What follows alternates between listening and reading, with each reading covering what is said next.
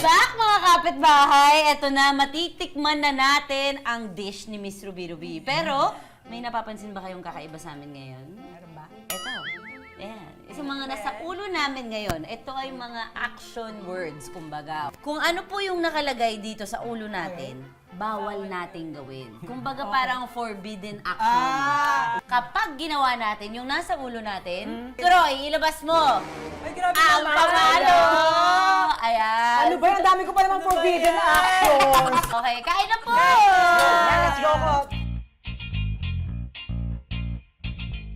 Tikman Game na, natin. game na. Cheers! Titignan ko muna yung langka ng walang kanin. O, game.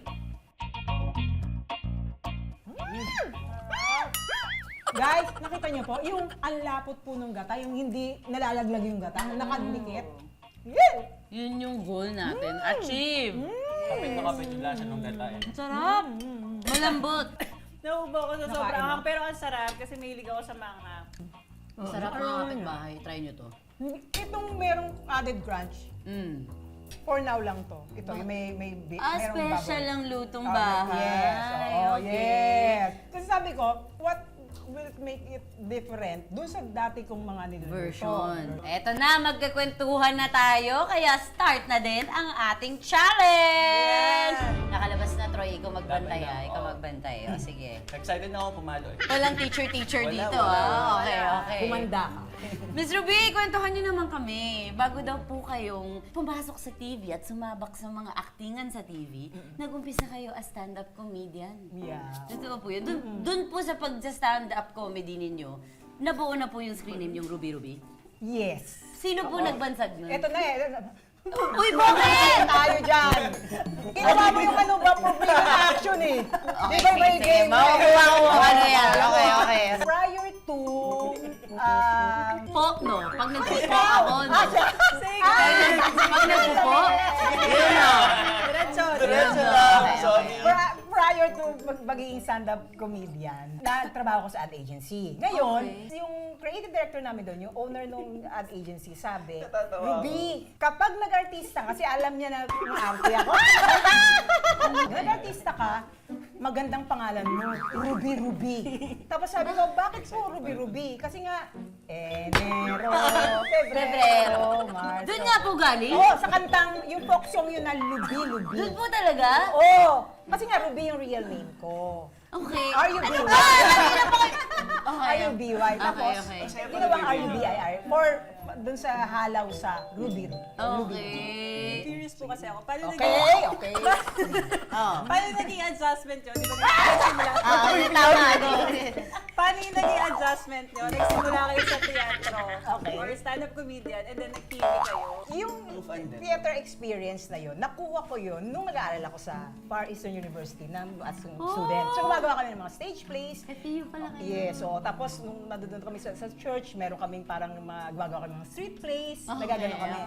So, yun, kaya may experience ako. Siyempre, stand-up comedy is stage. Okay. Kaya lang ang ano lang doon is, meron ka dapat parang yung sinasabing gift of gab or may humor ka. Kumbaga merong spontaneity. Yung kasi pagka-witty. kasi nung time namin, talagang yung joke, sarili mo. Totoo. Wala kang memorizing, sarili mo. Ito lahat. Paano niyo po Ganon. nakuha yung ganun? You had it naturally? Hindi ko nga alam eh, kasi alam mo mahihain ako eh. Weh! Oh, hindi. Ako, medyo anti-social, hindi ako masyado. Oh, di ba, nung hindi naman ako nakikipag-usap. Introvert po ba Yes. kayo? Hindi ako maano sa, nagugulan ako pag naano ko sa maraming tao. Nung high school, medyo may gift ako sa writing. Ah. Sumasali ako ng mga contest, pero nananalo ako ng essay writing, slogan writing contest, nananalo ako. Ang bongga!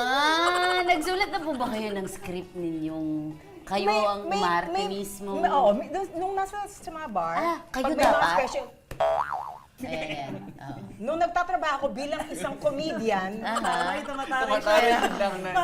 Tinitest niya ako. bilang isang tuloy. comedian, marunong ako Ilalabas, mag-iba-iba ng i-deliver. voice.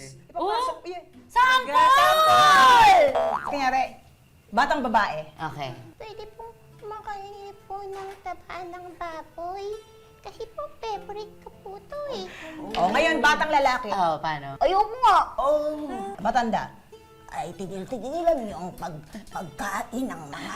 Ang galing! Sa lahat po ng pinlane yung characters, lalo na nag-uumpisa kayo, ano yung pinaka na-enjoy ninyong gawin? when I do dramatic roles. Kasi nakapeg ako lagi sa Taray-taray sa or comedy. Sabi nga po nila, mas grabe magpaiyak ang mga kamudyante dahil kaya sila magaling magpatawa. Kasi Kasi mas maraming magaling sila magtago magtago ng pain. Tapos Kaya may times, kaya nga nagano na ako dun parang nag-retire na ako. may dahilan po. Kasi may mga times that parang hindi ko nakikita na yung sarili ko. Hindi ako free. Kasi parang dapat masaya ka. Hindi mo ma-short-change yung taong sasabihin mo. Pasensya na ako, hindi ako magpapatawa ngayon kasi may problema ako eh. Oh. Kasi even nung namatay yung tatay ko, nag-show ako eh. Ano po yung ginagawa nyo nung time na nawala po ang father nyo? Stand-up comedy? Oo, nag-ano ko nun, parang pupunta na lang ako nung, yung, alam mo yung parang big night niya, sabi nga ganyan, yung mga uling ano. Pero uma-attend ako nun. Nagtatrabaho po kayo? Oo, may lamay. Tapos pagkatapos ng set ko, pupunta ako dun sa Loyola. Tapos magpapatawa kayo? Absent lang ako ng parang last night. Ito ang gusto kong tanungin sa inyo, Miss Ruby. 27 years in the industry. Ano ang sikreto para magstay? Ano ang sikreto para magtuloy-tuloy pa rin ang trabaho? Papaiyakin mo na naman. Dapat iba yung pinapatanong sa'yo, nakasulat ka. Huwag mo pansinin yun. Iba yung tanong. Eh, nararamdaman kong ito yung gusto kong malaman sa inyo. May ups and downs. Di ba parang aanuhin mong gusto mo pa ba na mag-artista? O hindi. O meron ng iba? Parang may dadivert ka sa ibang plano mo. Pag Di ba? doubts, Oo. nakakain Pero may ka. ganon. Pero there will be signs. It's okay. Gusto ko malaman to. Kasi I'm sure pagdadaanin ko din to. May mga signs na ibibigay sa'yo ang Panginoon. Masasabing, diyan ka lang. Binibigay ko to sa'yo kasi may purpose. Bakit ka nandiyan dyan? Kaya may mga times na, ayoko na. Tawagan ko kaya, sabi ko, papasok na lang uli ako sa corporate. Tapos bigla may papasok, Miss Ruby, pwede ka ba mag-taping bukas? Meron po kayo, sabi ko lang, mag-aayoko na eh. May ganon. Kasi lolong is, last year pa sa akin in-inquire. Oh. At last year, inaano na nila ako na, Miss Ruby, kayo na po, sabi yun. Tapos natuloy ngayon, di ba? After na naman ito, sabi ko, okay, binibigyan ako ng sign ni Lord na, sige Ruby, mag-workshop ka ulit.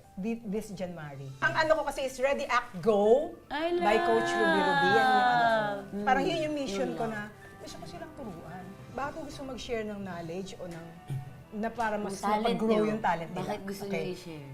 Life is unfair. It's true. Totoo yan. Sa industry natin, merong swerte. Pero there are people na mas talented na walang swerte. Tama. Tapos Ako yung tanggap pagka- ko na din Oo, yun eh. Like Troy. Magaling na actor si Troy.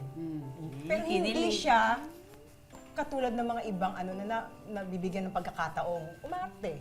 Na magkaroon ng sariling show, masama sa isang series or Serye, soap o ganon. Pero sabi ko lang sa kanila, tuloy nyo lang na magpakahusay. Sa buong kwentuhan natin ngayong hapon, mga kapitbahay, isang adjective na masasabi ko kay Miss Ruby Ruby. Do you agree?